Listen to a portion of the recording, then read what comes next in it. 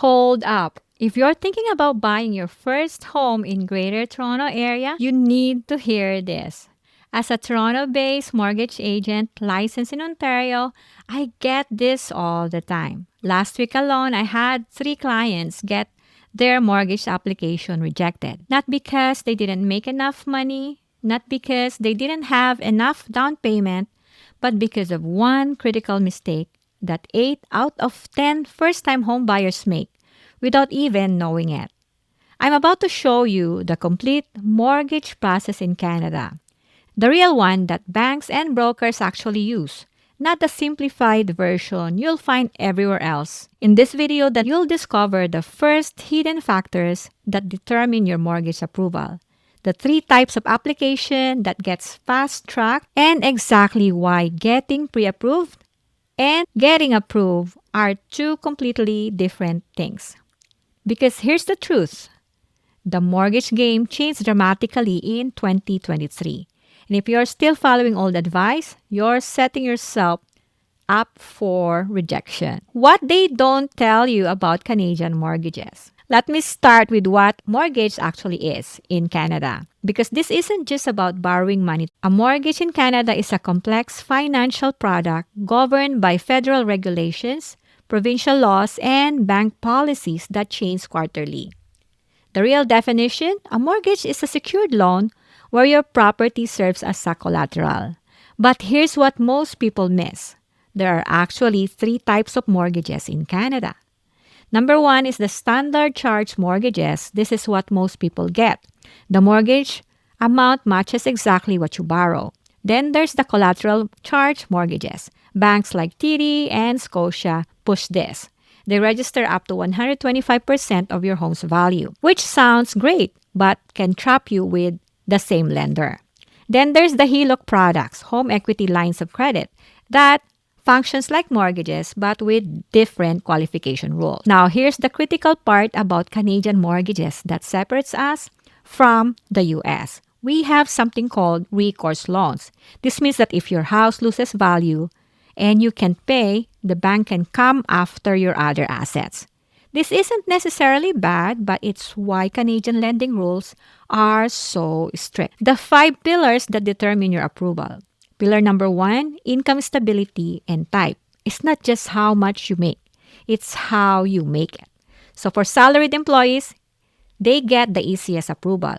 If you're a commission person, you need 2 years of T4s and T1 General. Self-employed, you need 2 years of notice of assessment, and banks will typically use 90% of your declared income. Let's go to pillar number 2, debt service ratios, the real numbers. So gross debt service is the maximum 32% of your gross monthly income for housing costs. Then there's the total debt service, maximum 40% of your gross monthly income for all your debt repayments. So for example, if you make $75,000 annually, convert that to monthly, that's $6,250. Your maximum housing cost is $2,000, including mortgage, property taxes, heating, and 50% of condo fees. Let's go to pillar number 3, credit profile beyond your score. Your credit score is just the starting point. Bank looks at payment history, credit utilization, length of your credit history, types of credit accounts, and recent inquiries. So for example, the longer your credit history is, the better, because the banks would be able to see your pattern of how you pay your debts. Then there's these types of credit accounts. So you need to have different types of account. You can have student loan, installment loans, just like those pay later. And they also have car loans and other type of investment loans and things like that. They looked at how you pay each type of credit as well. Then recent credit inquiries. So this shows the banks or the lenders how desperate are you in getting a loan. So for example, you are shopping for a car and you're looking at different car loans, right? So you wanted to get the lowest interest rate. So if you go from one lender to another, let's say you go to 10 dealership, then all this dealership will pull your credit, and in return, that will hurt your credit. So be careful when you're close to getting a mortgage, you should not look for opening another account or going around and trying to qualify yourself, because that will hurt your credit score. So it will go down. Pillar number 4, down payment sources. So every dollar needs to be tracked. Gift funds require gift letters. Borrowed down payments are not allowed.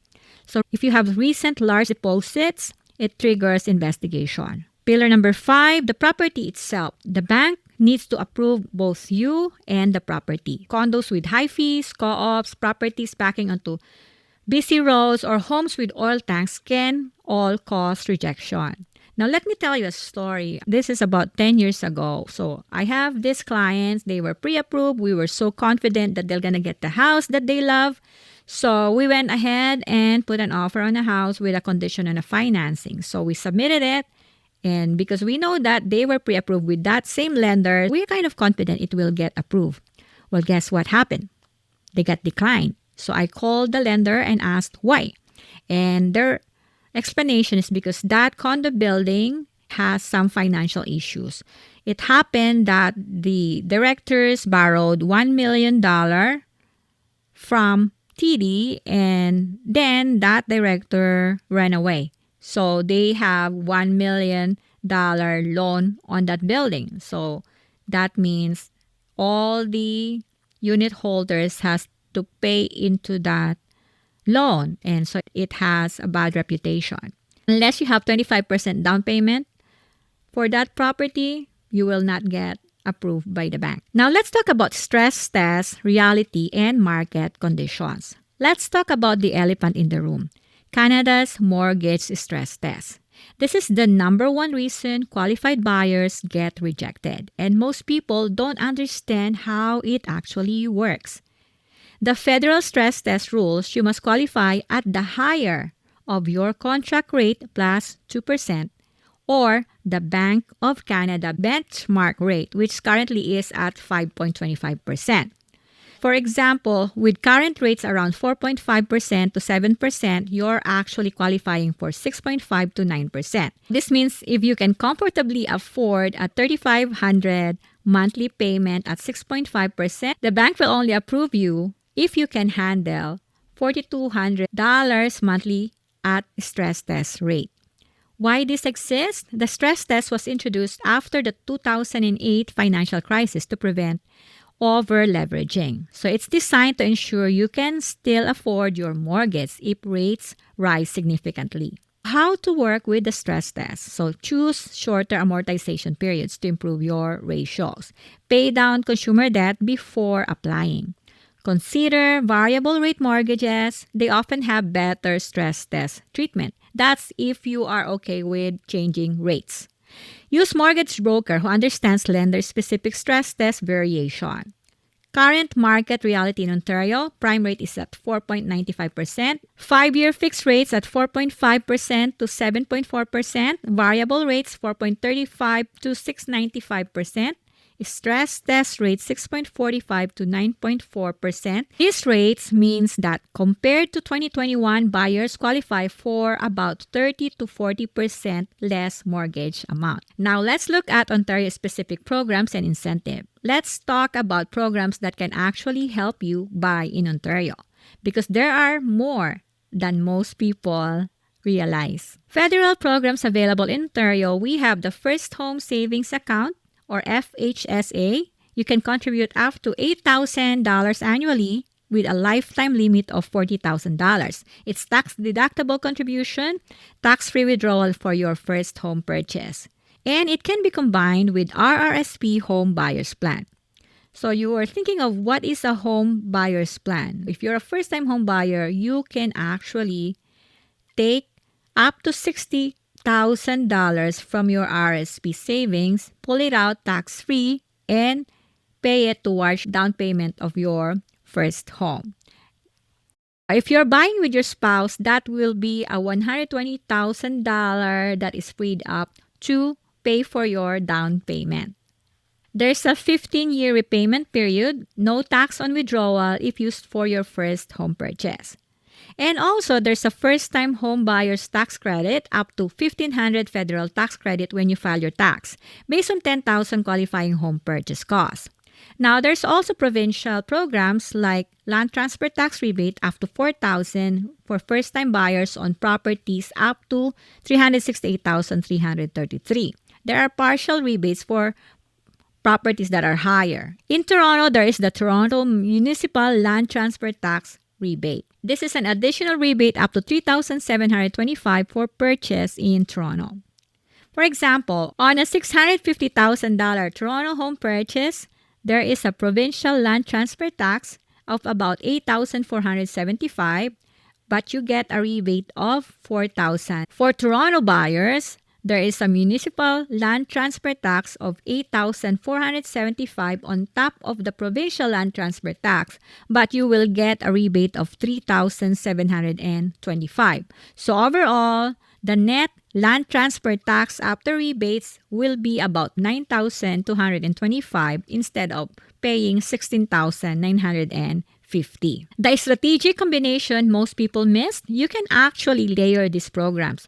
Use FHSA to save 40,000, get deductions from it, and then use for additional 60,000 or 120,000 for couple. Claim the federal tax credit, get both land transfer tax rebates, and this is a total potential benefit of 15,000 plus in tax savings and rebates. Now let's talk about mortgage types and term. Let's break down the mortgage products available in Canada because choosing the wrong type can cost you tens of thousands.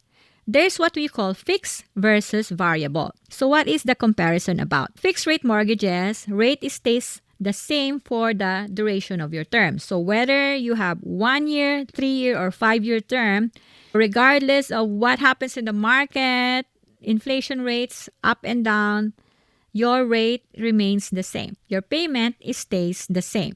So this is a protection against rising rates. This is most popular for first-time home buyers because you can easily budget your payment because it never changes. But these products typically have higher penalties because of interest rate differential. Currently, the 5-year fixed rate is between 3.59 to 7.4%. Let's talk about variable rate mortgages. So this rate changes as the prime rate changes. If you recall from 2 years ago, there is this fluctuation in the inflation rate. So the rate keeps on going up. So that means the prime rate keeps on going up. So for those people that have variable rate mortgages, including myself, our rates keep on going up. You have to take this into consideration when you are looking for a mortgage. If you think you cannot cope up with the changing mortgage payment, then go on fixed rate. With regards to variable rate mortgage, there's actually 2 payment options for variable rate mortgages. The most common now is the adjustable mortgage. So this is where if the prime rate goes up, your mortgage rate go up and your mortgage goes up as well.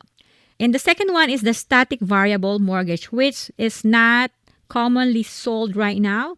And I'm actually on the static variable mortgage. So what happens in the last few years, when the prime rate goes up and the variable rate goes up, my mortgage payment remains the same. So I was not affected and I was not losing sleep at night because I know that my payment will remain the same for the duration of the term. Now, the disadvantage of this is because I am paying the small amount of the fixed rate, and when the interest rate goes up, so more of my payment goes on the interest and not on the principal. Actually, when I got my annual statement, I actually put in, I think, 13,000 on interest payments alone, and I only was able to put 5,000 on the principal. And that is okay with me because having no stress is priceless. So how do I combat with this? When it happens, like when the interest rate goes up, what you can do is you can put in additional monthly payment to your mortgage and those goes to the principal. So that kind of balances out the payments. The more you put into your mortgage, the less interest you have to pay. Now, the other advantage of variable rate mortgage is typically the prepayment penalty is lower, and at most cases it's 3 months interest. The current variable rates ranges from 3.95 to 6.95. Now, the disadvantage of the static mortgage, the same mortgage that I'm in, is the risk of negative amortization if rates rise significantly. Fortunately for me, the rates start going down now. So I am safe and I just renewed my mortgage. So I'm good. It's dangerous in rising rate environment. Adjustable payment variable. Payment adjusts with rate changes, always paying principal and interest in correct proportion. Although this payment goes up as the prime rate goes up, you are better protected against rate increases. If you want to choose this type of mortgage, it requires flexible budgeting. Now, let's talk about term lend strategy. So, if you take a 1 to 2 years term, it's good if you expect rates to drop significantly. 3 years term, it balances approach in uncertain markets. And the 5 years is the most popular. It provides stability. It's easier to budget for the 5-year term. Now, 7 to 10 years, premium rates, rarely worth it. I have never had someone from my clients that take a 7 to 10 year rate. It's just too long. Unless you got it during the pandemic, then you are so good right now. Now, let's talk about the penalty trap. This is where most people get burned. There are 3 types of penalties.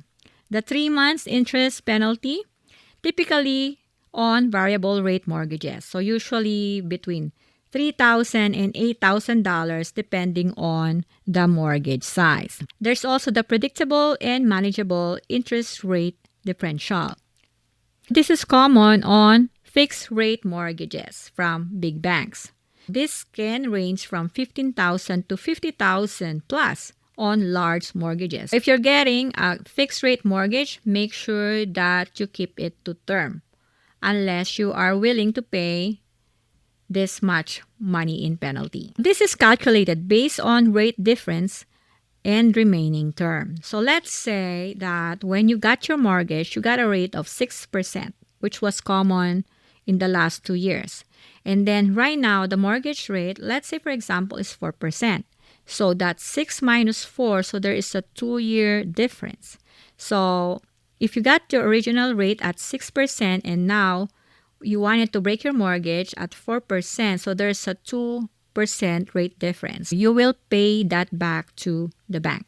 And that's also the many reasons why I don't really recommend getting a bank mortgage. Let me tell you a secret that most borrowers don't know, but it's actually written in your fine print. So after watching this video, go ahead and look at your mortgage statement and flip it to second or third page and you'll see what those numbers are. You are going to look at number 1, your original mortgage, your posted rate on that mortgage, and the discount rate. So for example, the bank has a posted rate of 7% and you got a rate of 4%. So 7 minus 4 is 3% rate discount. Let's say you break your mortgage today, you have to pay back the 3% difference. So that means you are going to pay the bank 3% on the balance of your mortgage, and it can go really high. To one of my clients, he has to pay, I think, $15,000, and I heard some people paying $25,000. Now, if you are selling your home and you're not buying another anymore or in a very long time, probably over 90 days, then you are forced to pay this penalty. It's a lot of money. So you have to be careful. If you're choosing a mortgage, you have to look at all these factors. And then there's this flat fee penalties. It's more common on alternative lenders.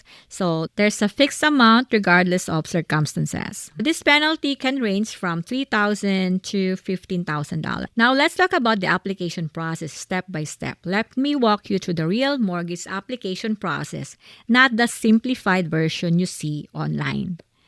This comes in phases. Phase 1 is the pre-qualification process, or we call the reality check. This is where my 6-step process starts. Step 1 is the discovery call, where we mapped out your complete financial picture. We look at all income sources and stability, every debt obligation, including the buy now, pay later, credit profile and history, down payment sources, and timeline. We also look at your future financial plans. Now, step 2 goes with setting expectation. I show you exactly what you'll qualify for using current stress test rules, not the best case scenarios. Then, step 3 is pre-qualifying strategy. We optimize your application, pay down high interest debts to improve ratios if we need it, and we time credit application appropriately. I collect all your documentations and we organize it properly. From there, we have all the information, we have all the documents ready, and now it's time for you to choose the right lender for your profile. Then we go to the phase 2, which is the pre-approval process, or we call the commitment. Real pre-approval requires employment verification. So we will require your recent pay stub, employment letter, and then we need income documentation. We want to make sure that you really have the income that you said you did. So there we will require T4s, notice of assessment, T general. So depending on what type of income you have and how you acquire it, so sometimes it will also require your bank statements, especially for people that are retirees already or they are on disabilities, and the only way they can prove their income is through the T and T4As and related documents. Then we look at your down payment sources verification. This is the one where we looked at your 3 months bank statements, especially for first-time home buyers. Expect to give your 90 days bank statement. If your down payment comes from different bank sources, all that bank sources will need to have 3 months bank statement. Then we pull your credit. So we will need your credit bureau authorization. Once you got your pre-approval, we'll look at the properties that you most likely will get. What you get in a pre-approval is you get specific mortgage amount approval. Its rate is hold from 90 to 120 days typically.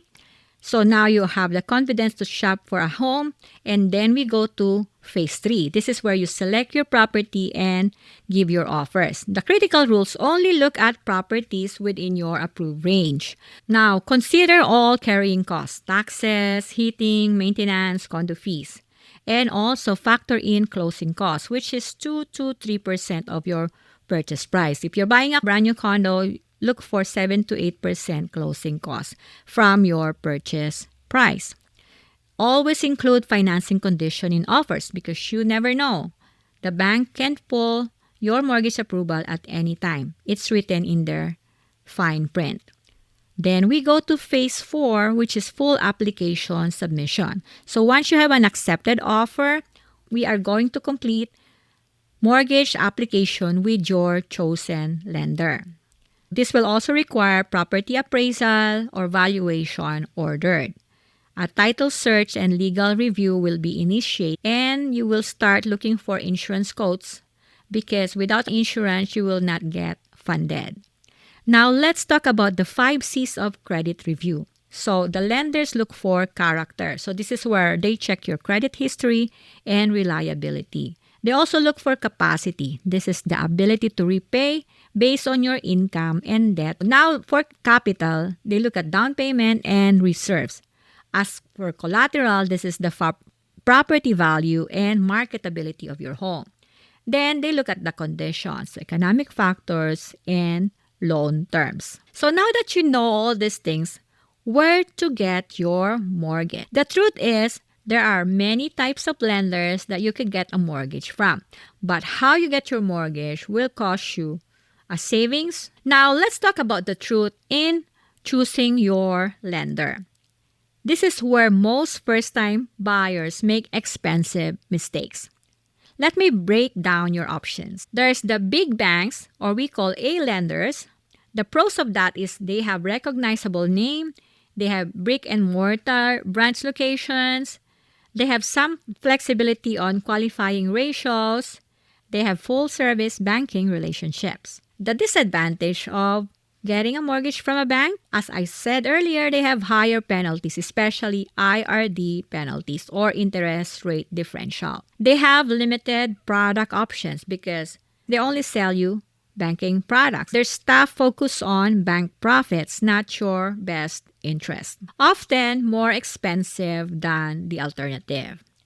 Then we have the mortgage brokers. The advantage of having mortgage broker is they have access to more than 40 lenders at a time. So they have fiduciary duty to act in your best interest. So having 40 lenders against one lender means that you get to see better rates and terms. And also, you can leverage on their expertise in complex situations. Did you know that it also has no cost to you because lenders pay brokers commission? What are the disadvantages going through a mortgage broker? Sometimes the quality varies significantly between brokers. There are also discount brokers that focus only on rate, not overall product quality. Their goal is to give you the lowest rate possible. They don't really care if it's your best fit as long as they can give you the lowest mortgage. And then there's the credit unions. What are the pros of credit unions? Sometimes they have competitive rates, they have local decision making, and they are member-focused approach. This is also because they have limited portability between provinces because they're kind of locally focused. So if you're looking for a mortgage in Ontario and you try to buy a house somewhere else, chances are, if they don't have a branch there, then you won't be able to port your home mortgage there. They also have inconsistent product quality. And because they're co-op banks, they have limited branch networks. Now, we have the alternative lenders. We call B lenders and private. The pros of this is they have flexible qualifying criteria. Sometimes they use the common sense criteria. They have faster approvals. They can have creative solutions for complex situations. Now, the cons when you're working with a B lender or alternative or private lenders is the higher rates because they get less documentations, and the less documentation and questions they ask, the higher the fee. And you also have to pay brokerage fees and lender fees in order to get the loan. So they have higher rates, they have higher fees, and they have potentially higher penalties. So my recommendation, work with a qualified mortgage broker who explains all options clearly, who shows you the total cost of borrowing, someone that discusses penalty structures up front, someone who also has the experience with your type of situation. Let me share you the biggest mistakes I see time home buyer makes. Mistake number 1, rate shopping without understanding the penalties. I have a client that saved 0.1% on the rate, but paid $22,000 more in penalties when they sold 3 years later. I guess not a good choice, right? Always understand the total cost of borrowing. And if you get your mortgage from a mortgage broker, they will give you an amortization schedule. It tells you how much interest and how much principal goes into your payment and at the end of your term. So you see exactly how much everything goes together.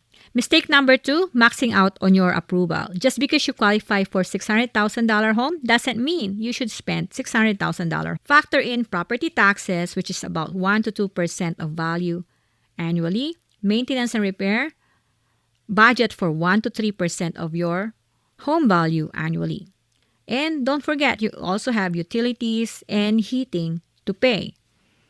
And you still have to eat. So don't put all your money in a really, really big house and then make yourself house poor. There's also the potential of renewing at a higher rate. For example, 5 years ago during the COVID time, the rates are between 1 and 2% on a fixed rate. So a lot of us have enjoyed that rate. But now comes renewal, which is 2025. The rates are ranging from 4.10 to 5% and up. So from 1% to 5% or 1% to 4%, that's a 300% hike on their mortgage payment. And that's one of the reasons why there are so many houses that are for sale on the market right now, because at renewal time, they cannot afford to pay for their mortgage. So they have no choice but to give up the home ownership. Be smart. Don't let this happen to you. Mistake number 3, not understanding mortgage insurance. So if you put down less than 20% down payment, you pay for mortgage insurance. This costs 2.8 to 4% of your mortgage amount. On a $500,000 home mortgage, that's $14,000 to $20,000 added to your loan. And this is not optional. This is mandatory. There's no such thing as a perfect home, so you might need immediate repairs and improvements like painting and things like that. Mistake number 5, not planning for rate renewal. Your mortgage term ends before your amortization. So plan for potential rate changes at renewal.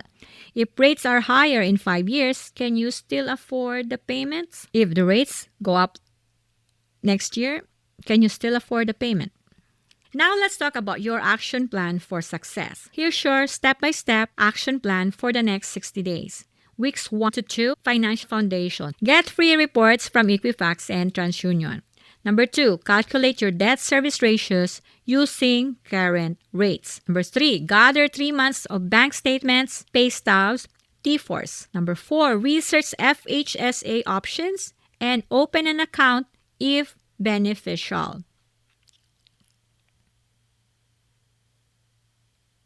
If you're looking for a mortgage soon, pay down high-interest consumer debt before you apply for a mortgage. Your debt service ratio will be lower and within their limits. Weeks 3 to 4, pre-approval process. So meet with a qualified mortgage broker or lender. And when you pre-qualify, get proper pre-approval with full documentation review.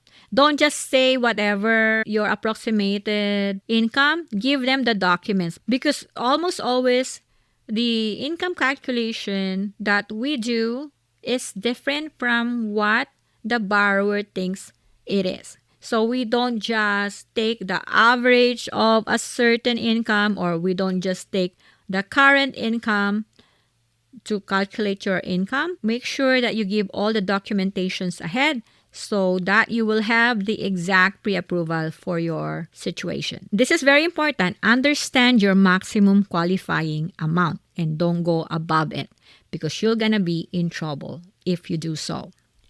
Then, with a pre-approval, you get a rate hold protection, usually up to 120 days. Research the neighborhoods within your actual budget, not your dream house. Weeks 5 to 6, property search preparation. Connect with an experienced realtor familiar with your areas.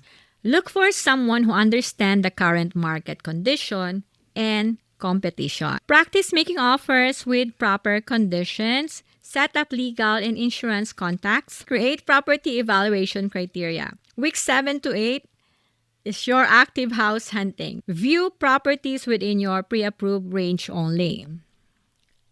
Make competitive offers with appropriate conditions. Be prepared to move quickly on the right property. Have all documentations ready for quick submission. Remember, the Canadian mortgage market is complex, but with the right information and professional guidance, you can navigate it successfully. The mortgage process in Canada has specific rules and requirements that are different from anywhere in the world.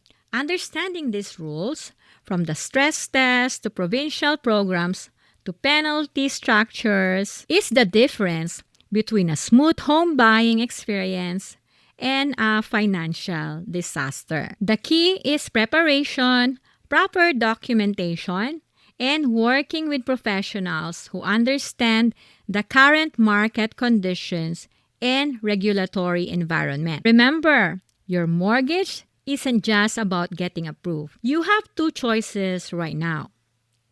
Option 1, watch the next video in this series, Hidden Costs of Home Buying in Ontario, What Real Estate Agents Won't Tell You, where I reveal the 15 additional costs that can add $25,000 to your home purchase if you're not prepared. Click the video appearing on your screen. Option number 2, download my first-time home buyers checklist and affordability